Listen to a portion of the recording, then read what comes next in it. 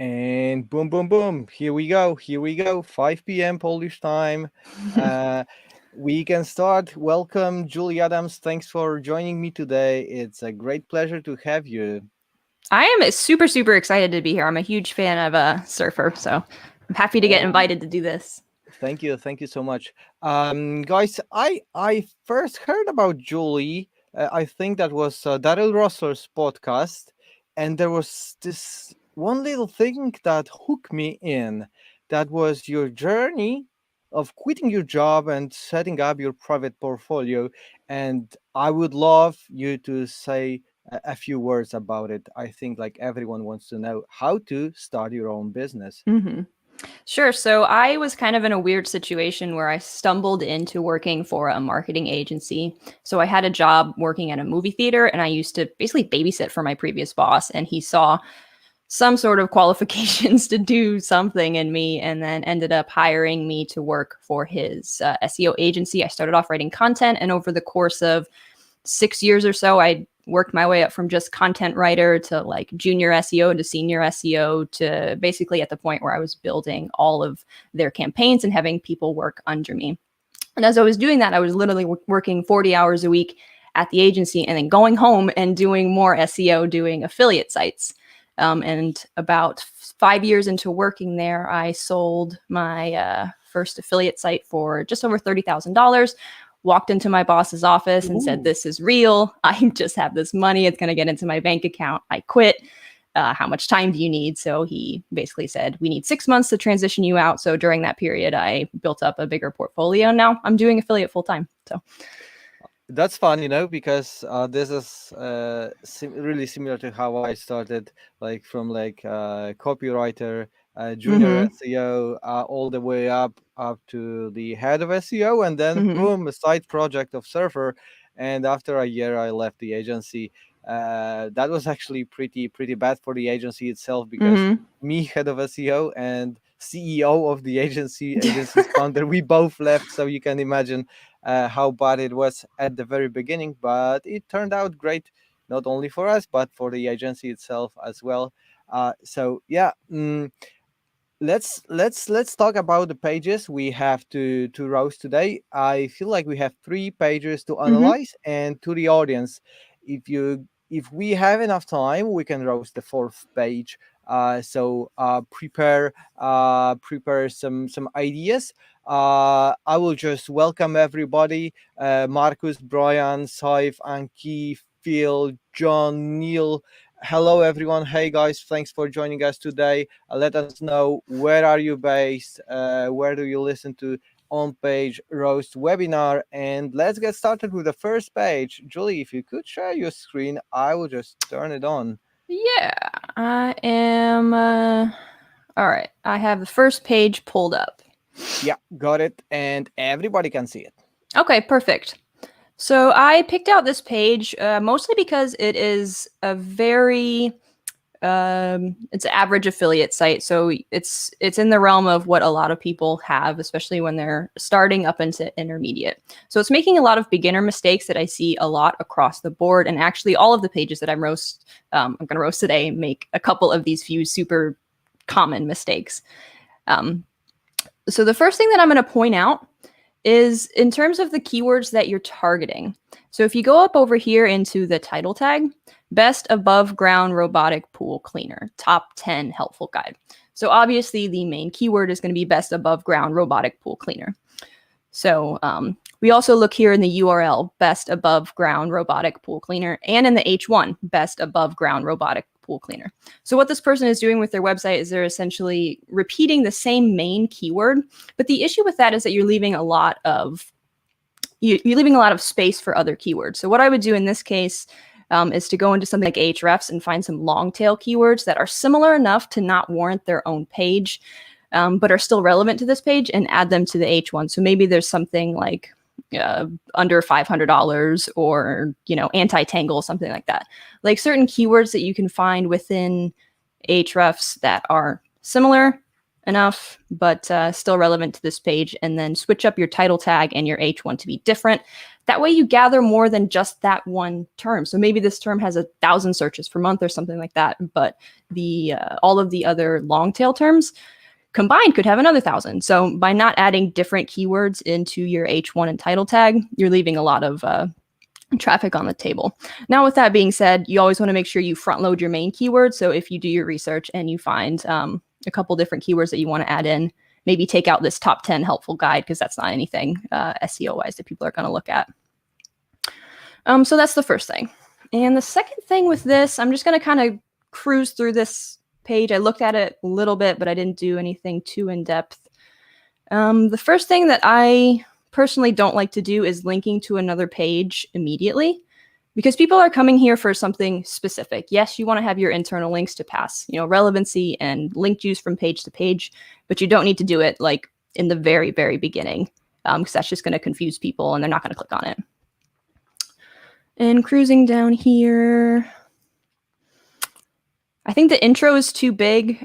People who are looking for the best above ground robotic pool cleaners, they already know that they want one. So I would move this down below. Then you have your top picks, so top 3.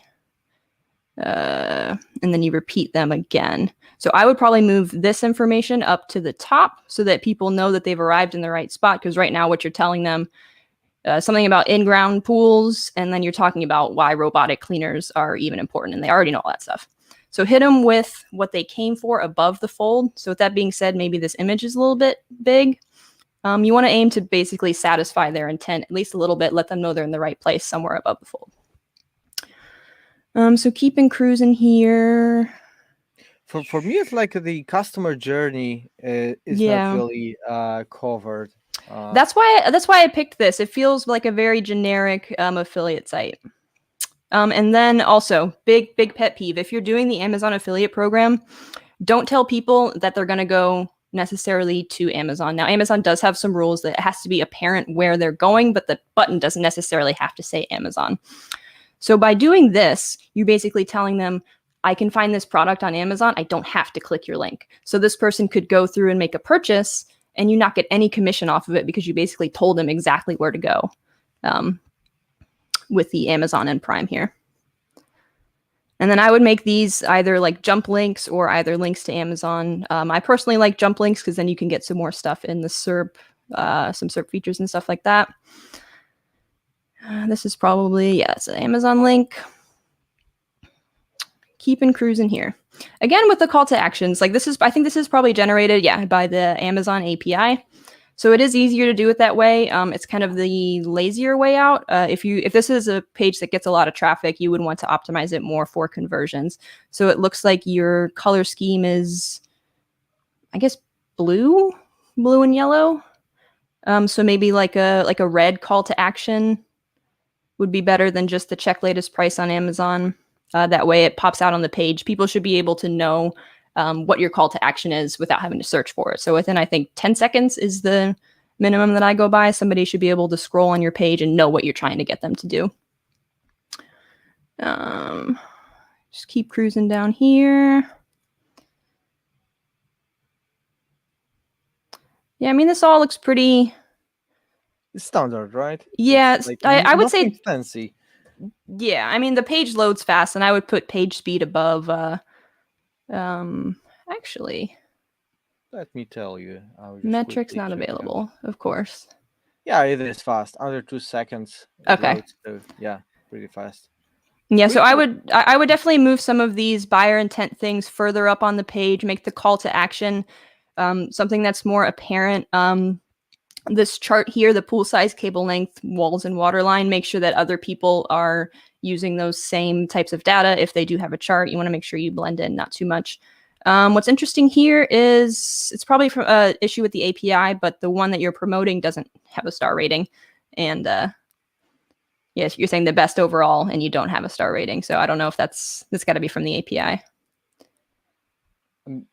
What would be your advice regarding Amazon as a provider of those products? Do you feel like it's worth considering a change to someone else? So you would have to see what offers are out there. So back in March, I think March 2020, Amazon cut commissions for home and a lot of other categories from like 8% to 3%. So I was in that and I took that as a bit of a challenge. And then I figured out basically how to talk directly to manufacturers and negotiate better deals. And the way that I do use Amazon, like I use it on every site that I have, but I don't use it necessarily to make money because Amazon has a higher conversion rate than just about any other online manufacturer that exists. You can approach these other people, like say you go to Dolphin Escape and you want to partner with them directly. Because right now you're promoting on Amazon and Amazon might have, let's say, an 8% conversion rate. You can go to Dolphin Escape and say, hey, I'm selling, I don't know, 500 of your robot vacuums per month. Now, when you switch to directing people straight to Dolphin Escape, it might be a little bit less just because Amazon has such a good conversion rate. But you basically use it as a bargaining chip in order to make yourself look like you're really selling stuff. And then at the end of the day, it's up to the manufacturer to have a good landing page. But because Amazon is just designed to drug people into buying stuff, they have that really good conversion rate, and you can use that as a negotiation piece when you're, going direct to manufacturer. I'm curious about one thing regarding that switch to the manufacturer. Mhm. Is it easy to track these sales and commissions as Amazon provides like everything that, Mhm. well, for the tracking and it's legitimate? And I'm wondering how you approach these custom integrations. So most of the time, I'll go through some sort of I forget what they're called, but like a database of affiliate deals like ShareSell or Commission Junction or stuff like that. And the ShareSell and Commission Junction, they basically act as like an escrow and a link tracker. So you get, all the sales data that you get from Amazon, sometimes even a little bit more. And then ShareSell and Commission Junction will basically, they take money from the manufacturer, they put it into a wallet, and then once you make a sale, ShareSell is basically in charge of that money and then disperses it to you. So Nice. I thought it's much more complex. Like you have to build your own tracker and then, I don't know, set up analytics and yeah, for some it is if they don't have, like, if they're not involved in ShareSale or Commission Junction or they don't have an existing program, yes. But for most niches, not all, definitely not all, but for a good amount of ones, especially specific products like stuff that you can find on Amazon, people have programs for it. So they're already set up. You just basically become an affiliate, place your links. makes sense. Makes sense. The only thing actually they don't have is most of them don't have anything that can keep up with the API. So everything is going to be manual. So adding images and links and stuff, that's all going to be manual. So, if you have to sum up this one, what 2, 3 advice you'll give to the website owner? I would say ditch the Amazon API unless you have it for some like absolute critical reason. I haven't used it just because I'm all about conversion rates, but it is like it's not a good call to action. Yes, it's easy. Yes, you make sure the data is there, but there's got to be another way that you can do that yourself and be able to customize these buttons and stuff so that you're not telling people exactly where to go to purchase. Like you're just eliminating the opportunity for them to have to click on that. And then make sure that you let the person know that they're in the right place right away. Like this image is good, but yeah, you're talking about 10 best above ground robotic cleaners, and then you jump right into why they're important. So leading with the products here, and then adding extra keywords into the H1 and title tag. That would probably be my top 3 for that one. Awesome, awesome. I will take over the screen for a second to talk for Okay. a while about the competition in here because it's not that big.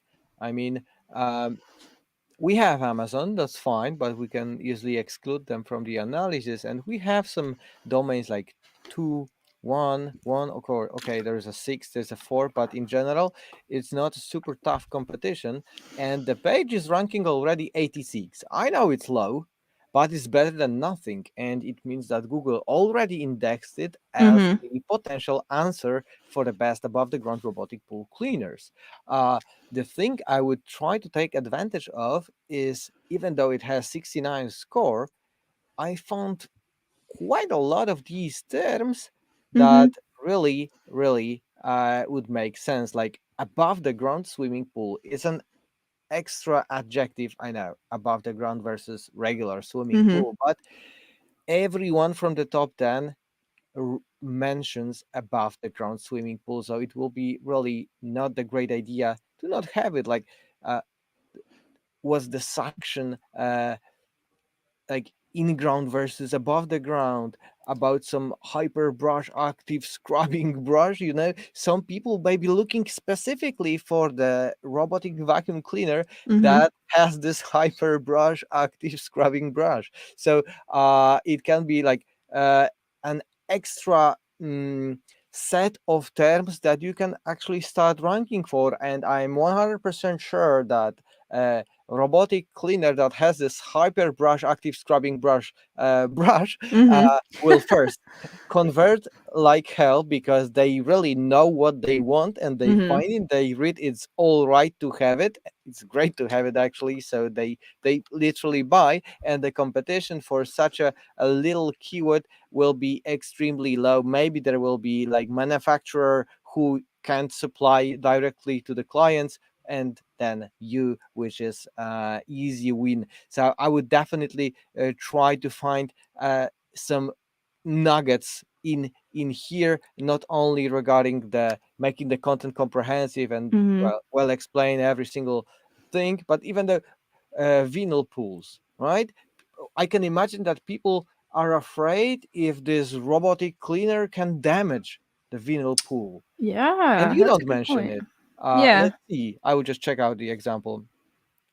Yeah, it is safe for the vinyl pools. That's what I thought. So well, we won't go through all of these, but it seems like the content is really lacking. It's like it's SEO correct, so it has headings, subheadings, it has paragraphs, it's long enough, it probably has these exact keywords. Yes, it has it, but regarding covering the topic, it's really lacking a lot of potential potential keywords that even can make conversion by themselves. So definitely go through this. Don't touch the length, don't touch the structure, just try to include those that you are missing that make the most sense. And well, Yeah, this and will that kind of go ahead. piggybacks off of the thing that I was saying about the H1, the title tag, and the URL. Like it's very like one level. Like you can tell they're only targeting a single keyword. Yeah, So yeah. these won't necessarily be stuff that they'll rank for, like their NLP terms. Totally get that, Mhm. but it just is case in point that it's optimizing for something very, very specific, and it's not really branching out to much else. Take a look, folks, at this screen. I just turned on the keywords for a second, as it shows all the terms that competitors are ranking high, and these terms actually drive them traffic. So this is the relevance. It's uh, position and traffic driven to competitors directly. The higher relevance, the more important term for them is. And well, with this list, you can find out, for example, this next H1, next H2, next H3 Mm-hmm. for your website to broaden potential group of targeted keywords. So that will be the last thing we are going to comment on this one, vast above the ground robotic pool cleaners. And I think we can move to the next one. So Okay. looking forward, Julie, for you to switch the screen, All and right. let's see, who do we have? CBD. All right, all right, all right.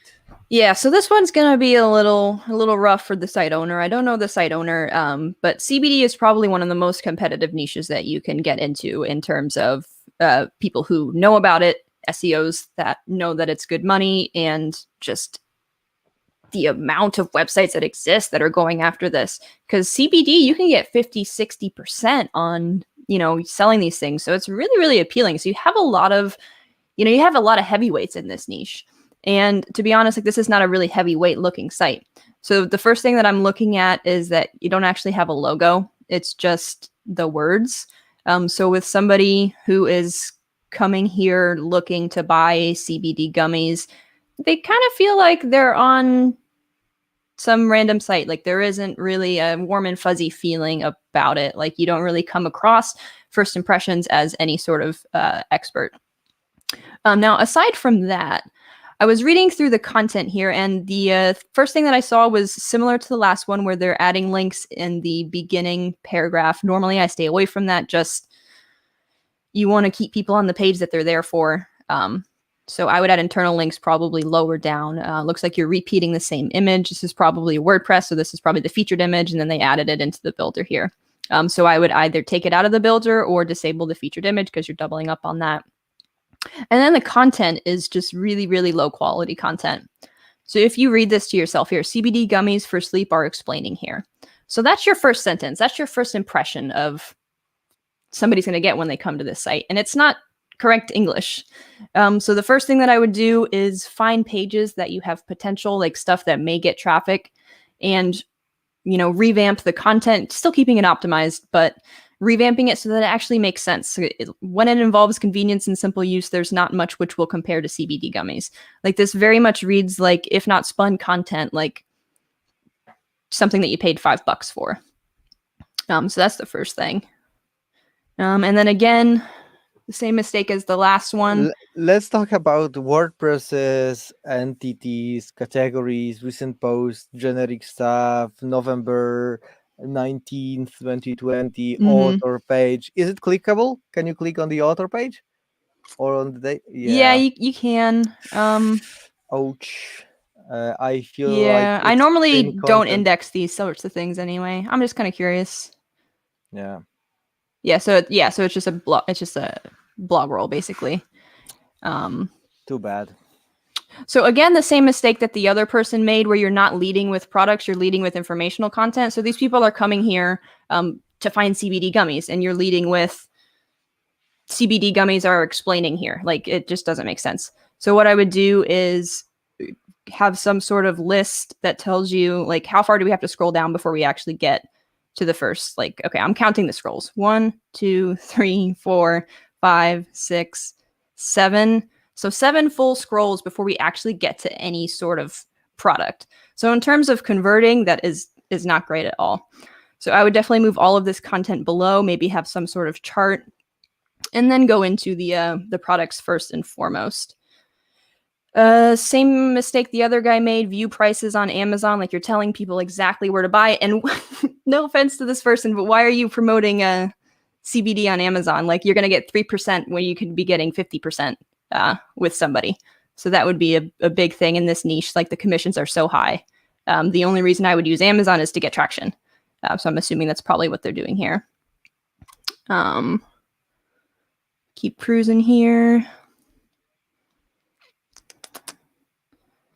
This isn't gummies. I guess that's not gummies. So that's just a nitpicky thing. But I'm looking for other things. Yeah, so there's not much content here at the end, but there's a ton of content up top. And then again, using 7 CBD gummies for sleep, a review 2021, nutrition and fitness. So when you add your brand to the title tag, it's great if you're an established brand. Like, people are going to see that when they're looking for something on Google. If somebody knows nutritions and fitness and it means something to them, like it has some sort of value builder, sure, add your name to the title tag. But if you're just an affiliate site and you're not really a full brand yet, that just is taking up space that could be used for other keywords. So top 7 CBD gummies for sleep, a review. Like, I'm sure there's other keywords that you could add in here. I mean, you're doing good on the internal linking. It's just, I wouldn't have them up here in the top. And then working on the... Hold on for a second. Where is this CBD gummies link pointing to? I think it was internal. Yeah, the best CBD gummies for anxiety. Okay. So they probably have a silo going on. For me, it's really bad situation. I'm curious about your approach. Like, we have inconsistent anchors. Like, I feel like the CBD gummies anchor should be dedicated and specific to the pillar page that should be ranking for CBD gummies. And whether you want to link to CBD gummies for anxiety, I feel like the anchor should include also the anxiety to not confuse Google. So where are these CBD gummies? I 100% agree with that. For whatever reason, like CBD gummies, like, yeah, you're right. This is one for Amazon. Actually, this is both for Amazon. Total and they match. all say CBD gummies. Yeah, so I would work on the internal anchors. Like, you have enough of them, which is great. Actually, you're linking to Amazon here 3 times in one page. I wouldn't do that. I would try to find other pages. And using exact matching anchor, right? So again, losing this context, like I is would use giving it. away. Yeah, go ahead. I was going to say I would use exact anchors probably 80% of the time. So let's say you're linking to a page 10 times. So 8 of those would be best CBD gummies for anxiety. But let's say the other 2 is just like a learn more about anxiety, or just like for anxiety, or maybe the URL. So not exact match on all 10, exact match on probably about 8. And then 2 of them, you have something more natural. And what about these exacts linking out? Because this is linking out to Amazon, isn't it? Which ones? Actually, this one is CBD gummies for anxiety is linking to CBD gummies for sleep. And this CBD gummies for anxiety is linking to CBD gummies on Amazon. So yeah, this one has a lot of work to be done. I feel like I will probably remove all of the internal links from the and page just start because over. there is Yeah. more, and start over. Maybe using some plugins. Maybe something to. I do all my links manually. So there's some things that I'll use like automation for, like maybe changing out the dates and stuff. But when it comes to doing internal links, like I just find that it's a little bit of an art form, I guess. Like I haven't found that there's a plugin that does exactly what I want to do in order to get the effect that I want. Now I do keep track of everything like a crazy person in an Excel spreadsheet. So I have every page on the site, and I have, my sheet says exactly where it's linking, what the anchor text is, and I have that for every page on every site that I have. This is how you guys really pay attention, because the more data you know about your actions, the more you can take from it later, learn from it. Yeah. And documenting your work is really crucial. I'm curious about your approach to finding pages that are the most relevant and the best candidates within your domain about specific topic. I have a method, but I'm curious if you have any. I mean, you can go ahead and go first. I mean, I have a couple other things in general to say about this site. I guess I'll finish up here. So the menu here is linking. So in the bottom left, you can see the URL that it's ranking to on my screen share. It's linking to the category page for nutrition, the category page for fitness, category page for CBD. So in terms of EAT signals, expertise, authority, and trust, there's nothing going on here. We have no idea, like outside of this, who this person is. We have no idea their history. Like, when does this website start? Why should we trust them? Like, it's missing just about every EAT signal that exists. Like, even this author page is just a blog roll. So it doesn't say anything about the actual author. So we don't know who this person is. So it's missing all of the trust signals. But yeah, that's the general gist of that. Do you want to go into what you're about to say, and then I'll... I wanted to ask you about how to find these internal link opportunities, because I have pretty simple trick with search operators in Google. So if we're talking about links within a site, so let's say I wanted to link to best CBD gummies for anxiety, what I would do is just type in anxiety over here in the actual search on the page.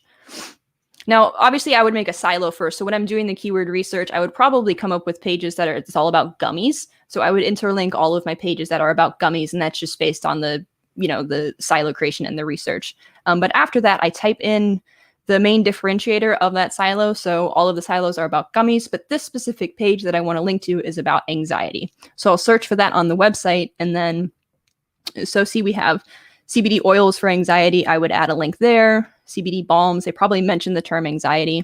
So this is going to give you a bunch of different pages on the same website that you can link back to the page that you're trying to add links for. So I would go in here and just... Oh, actually, it's a bad example. This one's all about anxiety. Oops.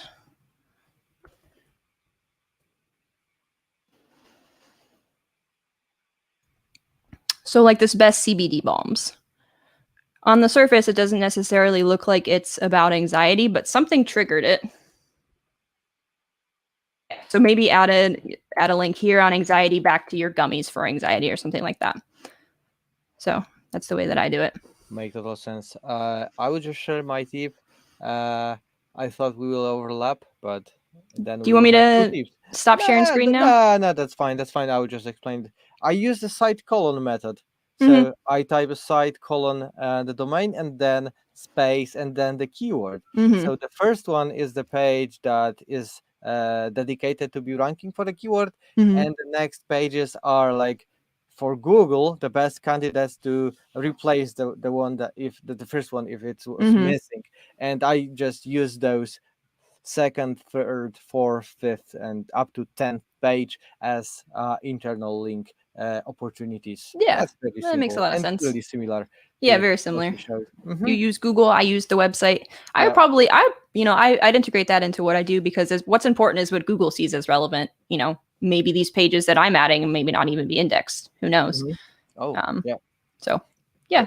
That can be a point. And regarding like, I would just quickly show the content planner for the CBD gummies because well, for me it will be like building expertise in specific niche is kind of crucial, especially in this EAT required niche where you really have to prove yourself as an expert in it. So having those topics that are either informational or customer investigation intent within your blog that explains not only like where to buy CBD gummies, but dosing.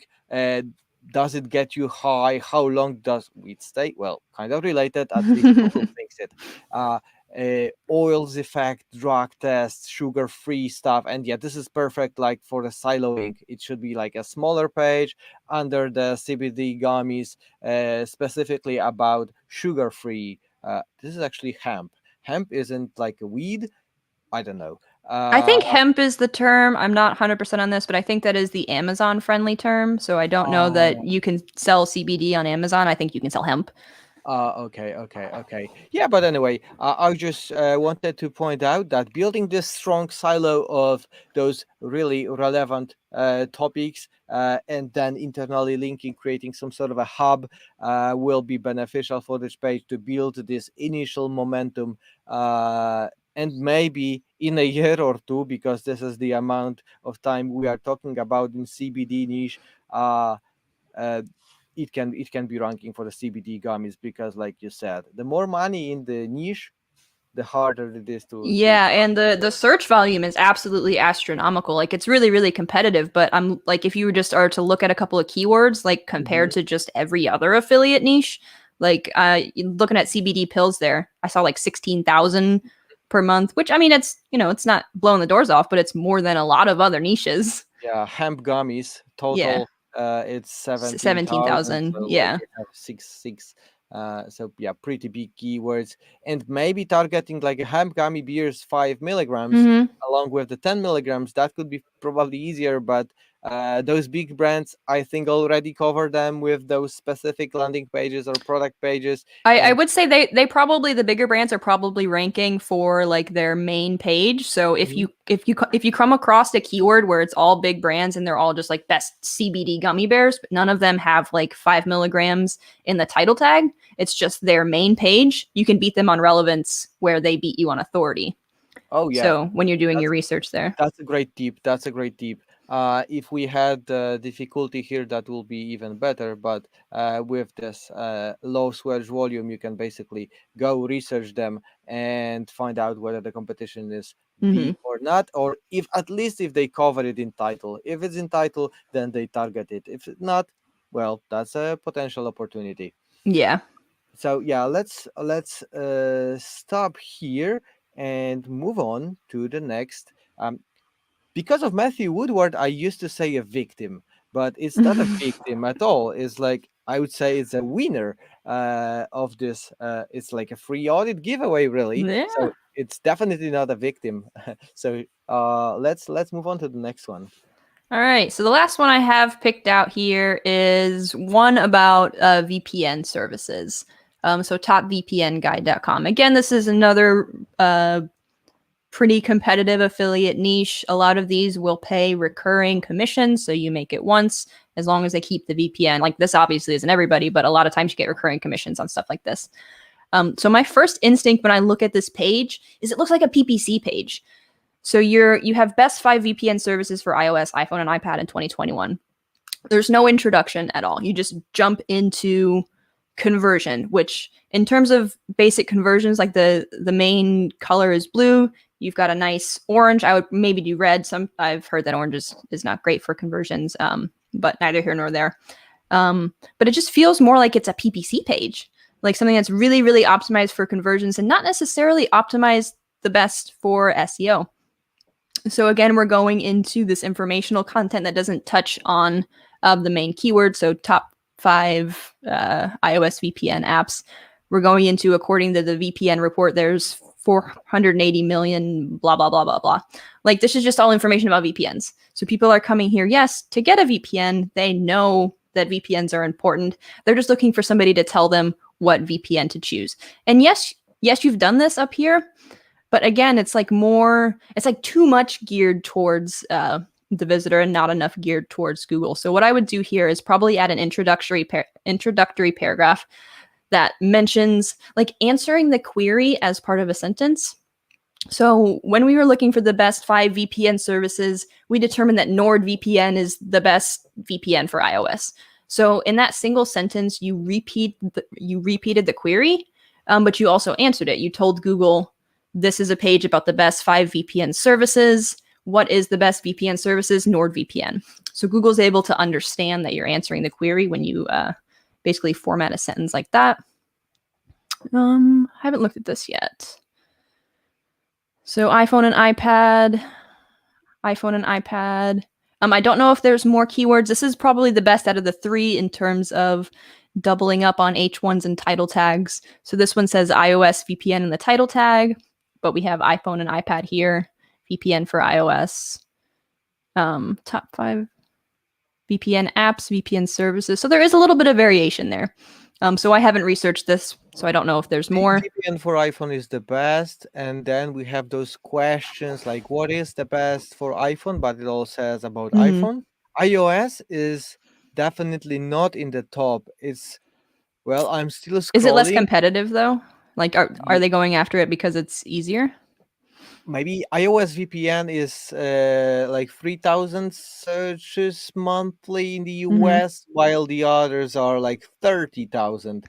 So, but is it less competitive? I don't think so, because there are the same pages ranking for both. Like I have iOS VPN and iPhone VPN, so even iPad VPN, there's huge overlap. So, it will be equally tough, but smaller. Yeah, and there's not a lot, like this kind of feels like a content dump. Like there's not, you can tell the formatting. I mean, I'm crazy about conversions. So I'm probably just nitpicking here. Like there's a lot of space. You could tighten this up, maybe add some images to make it like nobody's going to read this. Like this stuff is for Google. And even though it's for Google, like you're not really answering the question in any of this content. You're like, do you need a VPN? Like obviously people here are on this page because they think they need a VPN. And then more about the benefits. And then does Apple have a VPN service? Like none of this, for the way that this content is formatted in a way that it's not very designed, like it's just content that's been copy and pasted. It's like the content is for Google, which is great, but it's not for Google. Like when you look at it, it's not for the users, but they're at the same time, the content that they're talking about isn't for Google either. So I would be curious what Surfer says about this page. If you want to run a test, kind of see. Absolutely. Let me take over for a second. And of course, I will make the full screen. As you could guess, it is not ranking. It has a really weak domain, and the score is, mediocre, let's say. But in general, the competition in the top 5 are the strongest domains you can imagine. Yeah. It's really competitive because it's a lot of money to be made. Yeah, I would just skip this keyword. That's for sure. I mean, if you don't have money for a long-term commitment, and by the long term, I mean 2-3 years maybe, or acquisition of a PCMagazine.com, then it will be extremely tough. I would just, skip this keyword. We can do an audit. Of course, we can check those words and phrases that should appear in here, but okay, I guess it will be many. iPhone VPN it's only twice, while it should be much more frequently used. Tons of like VPN service over optimized. iPhone VPN app. It's like a search term. It's definitely a search term that could be utilized instead of iPhone VPN as a standalone keyword, but it's not used in the article itself. Day money back. Like it's not optimized. It's not optimized at all the zeros, unlimited bandwidth. It's really important when it comes to the VPN to see how big a bandwidth is, and if it's unlimited, then it's awesome. Secure connection. It's really close to the VPN head to really provide browsing the web. So I see this as suggesting only to add them like 1 or 2 times. Would you still say that it's super important to just have it mentioned once?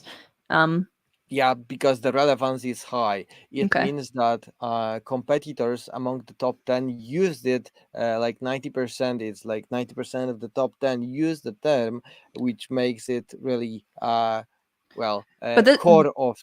This would be Go ahead. pretty easy to optimize because every term is like use it once. So all you have to do is go through the list and find a sentence where you can include it. So you could optimize this probably within like a couple minutes, like at least getting to like, 75%. I would avoid copying and pasting it at the bottom of the article. I mean, oh yeah, no. I mean, like adding in like server locations. So you could search for the word server and then figure out how you can add the word server location. Absolutely. So yeah, it's really, but every minute spent on this page that is being optimized on this domain is a minute wasted. Yeah, because it's at the end of the day, I agree. I think this is an authority play. I think that they need to focus more on links, and that's one of those things. Like in a niche like this, you're either going to have to get your links down really good or your keyword research down really good. So are you going to happen? Yeah. So the only thing, if you're not going to spend, thousands and thousands of dollars on links, you would have to really, really take time to find keywords that you could compete in. And by compete, I mean finding keywords that have maybe 1 or 2 authority sites ranking, and then the rest are low authority. Yeah. Like, do you have to pay for a VPN or iPhone? I guess it will be a question like an FAQ. FAQ style. If you can answer it within title and description, like title that shows in the search results that you are expert about explaining this, and then description almost tell you if you have. So there is this tiny hook that make you click, and above the fold, if you will tell them, and then show what are the opportunities of having this VPN for free on iPhone, then it can happen. I mean, you can potentially rank or explain how does a VPN work on iPhone. Is it any different from the Android or so on?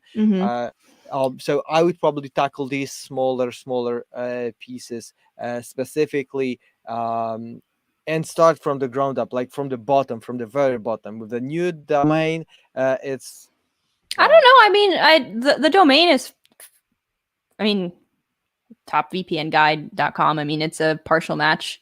I guess I don't know how old it is. I mean, if they start over, they're going to be in the sandbox, so I probably wouldn't start over completely, but they do have to build links. Like that's its authority is really low, and but actually we can find proprivacy.com with the authority of 3 out of 10, which is kind of close to 1. Then you can throw them into whatever keyword research tool you use, see what pages they're ranking for, and then basically steal their ideas. Exactly the same here. VPN review 3 points, but in general in the top 50, as you can see, there are there's another one. They're ranking 34th, so who knows. Not bad at all. I mean, it's possible. So it's possible, right? But their content score is pretty low. So it means that they do either really well internal linking, or they have a couple of strong backlinks. Yeah, and that title tag is like the old Yoast default, best VPN iPhone, askcybersecurity.com. Like that's what it defaults to. But that's not the one we're roasting. But I would definitely look at these ones if you're looking for keywords, because it's going to come down to finding those good keywords. And Specifically, I use Surfer for most of my content stuff, but I use Ahrefs for my keyword research stuff. If the person who owns this site is doing the same, definitely make sure you look out for that keyword difficulty metric, because it is based on links pointing to the page. So if it's all authority sites ranking and they're ranking because of their authority, it's going to show KD 0. So make sure you always check the SERP so that you're not going up against a bunch of high authority sites when Ahrefs says KD 0. So I'll normally look at like KD 5 to 20-ish. Great piece of advice for this guy, to like where to find the inspiration for those terms. Actually, I have some questions from the audience. Neil asks, what is a jump link? Jump link, so it's also called an anchor link. So basically, it brings you down to another area on the page. You can do it with page builders. Normally, it's like that hash link at the end. So instead of an internal link, you're linking somewhere further down. Normally, I'll link to my header tags, and that can sometimes get you site links in the SERP for that term. So not only is it good for users, but it also can take up more space on Google. Yeah, site links, if you don't know, guys, it's below the description. You will find like a couple of other links that are linking to the specific places you linked to using these jump links, right? So you get just more real estate in search results. So that was this question about jump links, but now I have much more interesting one. I mean, let's go. I'm ready. Let's do it. It's actually great for you to plug in, because Martin is really amazed with your experience in CRO, and he asks if you teach that stuff. So I am working on a course that's going to be talking about that sometime this year. I started working on it this month. So if you go over, my website is serpdecoder.com, SERP. There is a page for the course. You can get on the email list. That's going to be basically a preview for anybody who's interested enough to sign up before it's launched. I'm going to be letting a couple people basically test it, give feedback for free. So hop on that list. You got a chance to jump on the beta testers list. I think we can make it happen.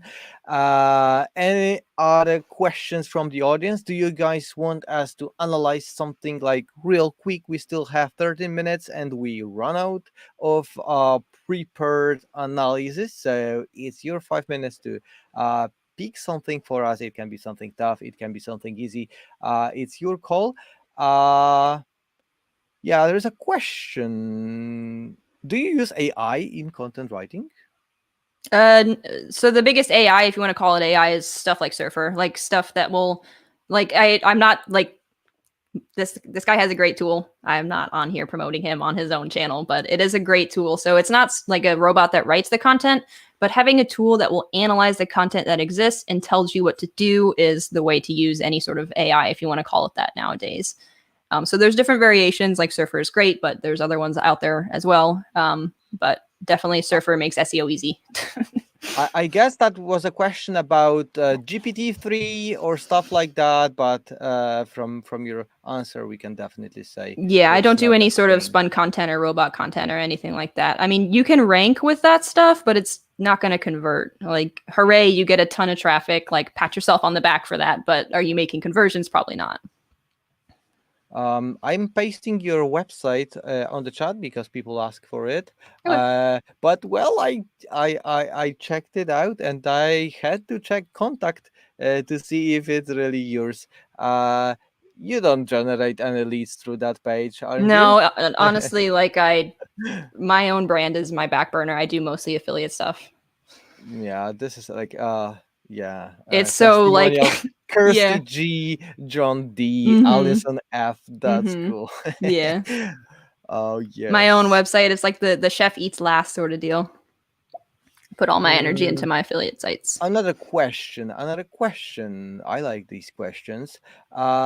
Any heat map recorders for the website? So I have used Neelio A/B testing in the past. That does have a heat map feature, and it also is an A/B testing tool. I don't know if it is only for WordPress, but it definitely works very well on WordPress. It integrates with whatever page builder you have. So if you're using, Gutenberg, it's going to use Gutenberg. And then you basically will run an A/B test side by side, and then it generates a heat map based on that test. So not only can you test whether, changing a button call to action is effective, you can tell, like, was it that change that actually made it more effective because you can see the heat map. Any favorite theme on WordPress? Pauline asks. No, I use everything with a page builder, so the theme just basically controls, the menu and the footer. I'm just going to go with whichever one is fastest. I do everything with Thrive and just, Okay, do so it that Thrive. way. Yeah. Okay. Martin asks about an article that meets your CRO elements. I would have to look. I mean, obviously the sites that I work on meet them, but I'm not gonna throw them up here. But just generally speaking, like if you answer the question above the fold, that's good. There's something, I think it's called the Gutenberg Principle. I talked about it on Matt Dickety's YouTube channel about conversion rate optimization, where the people's like, when they're reading something, they go from left to right to left to right. So if you place your call to actions in areas where people are likely to pause, that's going to help too.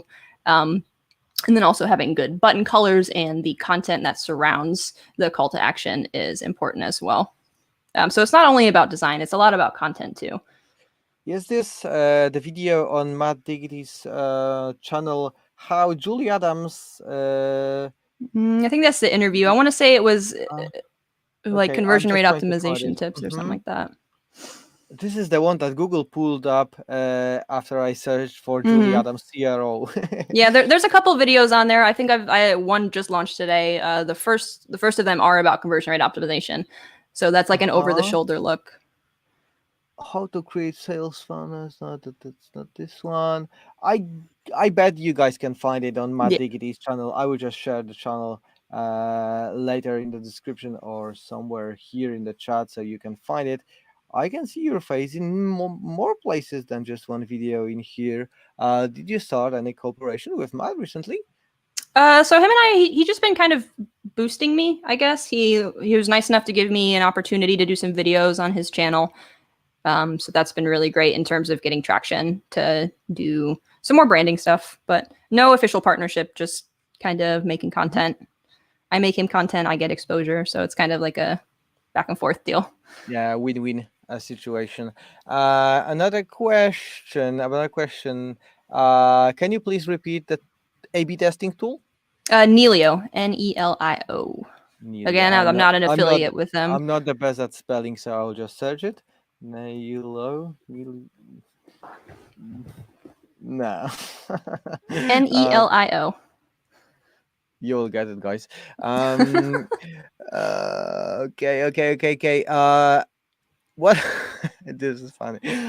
Martin. Oh boy. What button color is the best for conversion? It's going to be a contrast of what your main theme is. Generally, you want to avoid stuff like, I never use orange because orange is too similar to Amazon. So like if your page is blue, you want to do something like red. If your page is green, maybe, I don't know off the top of my head, but maybe like purple or something like that. So look at the color wheel and you want to basically contrast your colors so that it sticks out. Okay, I thought we have 3 versions of Nelio popping up on the chat, but I think at least one is correct. Oh boy. Okay. Button color, CRO requirements, we got it covered. Yeah, more generic question. How the SEO will be looking like in 5 years? I mean, nobody knows. I think it is trending more towards people staying on Google. So you're seeing more with when snippets came out, like they answer the question when people are staying on Google. They're making ads a little bit less easy to determine that they're ads. So I think the biggest thing is going to be, doing your keyword research and then actually looking at the SERP. So I did a video somewhere. I think it's on Diggity's. I don't know if it's released yet. But it talks about, actually, it was the one that released today. It talks about SERPs to avoid. So if you do a search and you find a keyword, it looks great on desktop, look at it on mobile too, because sometimes there could be 5 or 6 scrolls before you get to the first organic listing. So you're going up against maybe 5 or 6 ads, and then a YouTube snippet, and then a people also ask, and then a frequently asked question, and then you get to the first organic. So even if you're ranking number 1 on mobile, like you're 7 scrolls down. So definitely paying attention to what the SERP looks like and not just going after high volume terms. At least that's what I'm doing. Yeah, that's a great approach. I got very passionate there for a second. Yeah, it's the same about the user intent. Like if there's a mixed user intent, like 3 blogs, 3 listicles, and Hmm. 3 e-commerce, then you have only like 3 spots for you to rank, only 3 competitors to take over, Hmm. which makes it 3 times harder. So it's the same about those elements. And boom, another 2 questions, guys. You impressed me with those questions.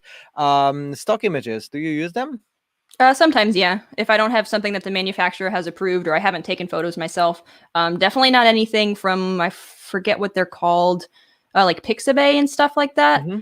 I had a friend that got into legal issues. I'm not going to talk about the details, but basically, what he told me, hearsay, is that they give the license temporarily and then they can revoke them. So if you're using an image from something like Pixabay, that's fine at the time. They can then revoke that license, and the person that owns that image, like it's basically your responsibility to keep track of what's on Pixabay at all times. Um, Oh. so use something even like I think I use deposit photos. It's pretty inexpensive. So those are going Uh, to be safe stock photos. Makes sense. Makes sense. Martin, again, who do you look up in the CRO space? What do you? I guess I don't I don't understand. know. I'm reading.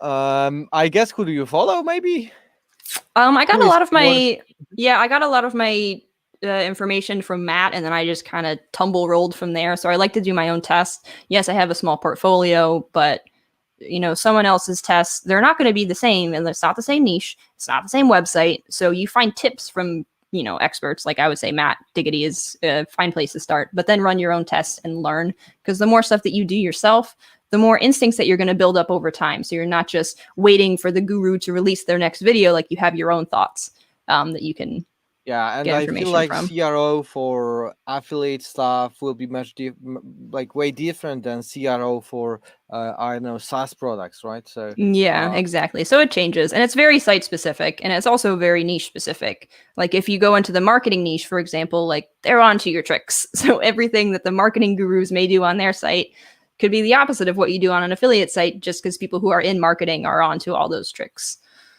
Martin really insists on more people, so I think I can shut Robert Portillo. Sure.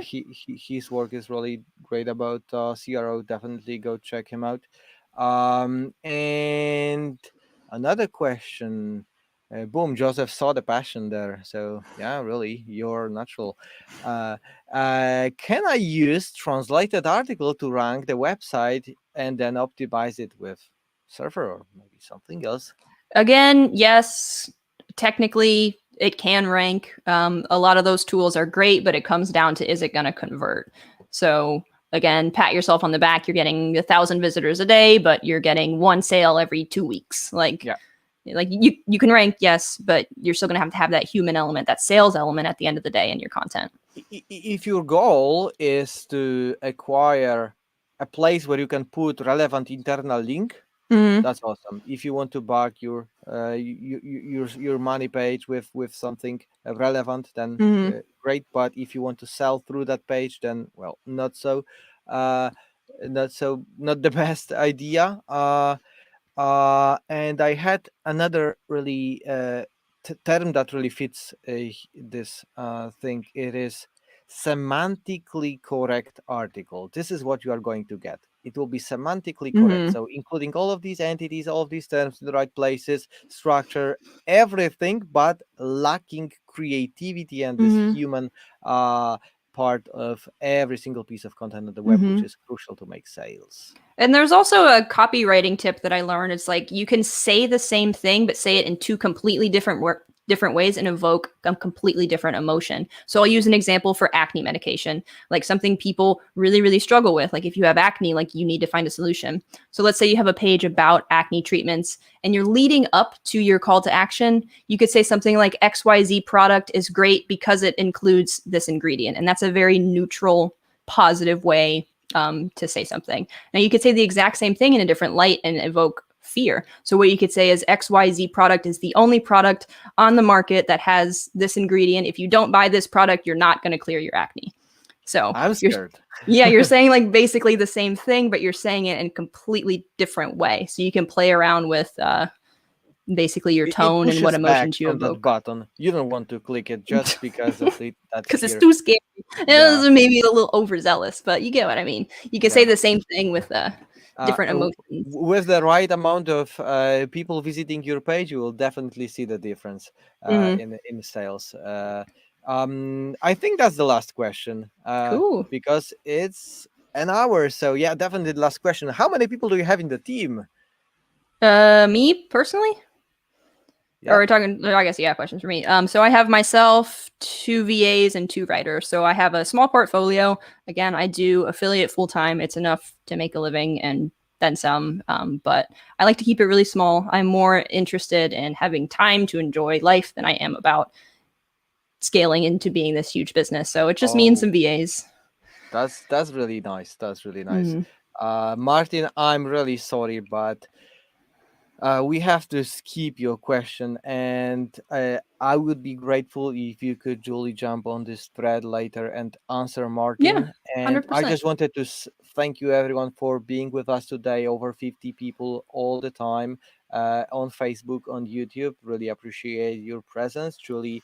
That's great to have you here, and great tips. If you want to say something at the end, that's your time.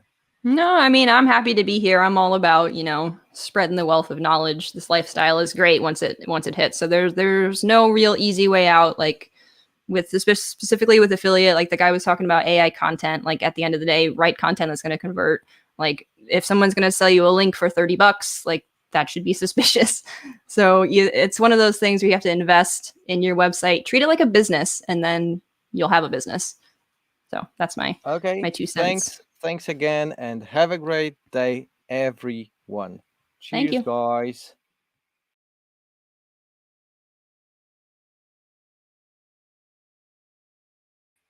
And remember, guys, like, share, and subscribe.